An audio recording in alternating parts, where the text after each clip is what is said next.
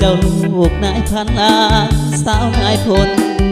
อายมันลูกคนจนตากแดดตากฝนคนจนเข็นใจน้องคนเขาลืออายดำปือคือที่ทานไฟบ้านน้องสดสวยวิไล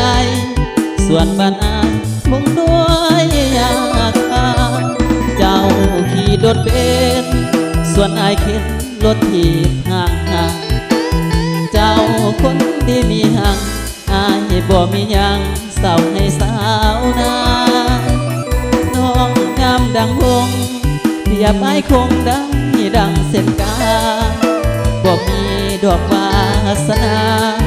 สิได้มาเป็นผู้อยู่เพียงได้แต่มองบอกกล้าไม้ปองเจ้าดอกสามใบฐานะก็ต่างกันไกลถ้าเปรียบไปปานฟ้ากับดินน้องนุ่งสิ้นใหม่ส่วนเสื้ออายยอมห่อน้ำเน้นไปปีอาหารยุบกินส่วนให้กินแต่ป้าแดกบองเจ้านอนบนเตียงแต่อายมีเพียงผ้าผ้าไม่ไทยเจ้าคนมีมากมายมีคนหับใส่มากมายกายกองเจ้าใส่แว่นเฮ็ดแว่นอายเฮ็ดด้วยเศษเล็กทองเปรียบอายเส้นปากกระป๋องโคตรลงน้องบ่มีมองไป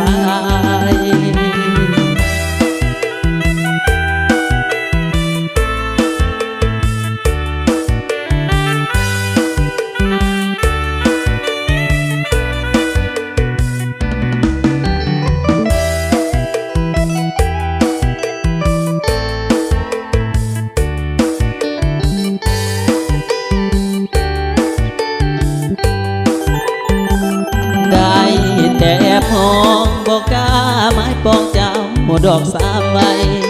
ฐานะก็ต่างกันไกลถ้าเปรียบไปปานฟ้ากับดินน้องนุ่งสิ้นใหม่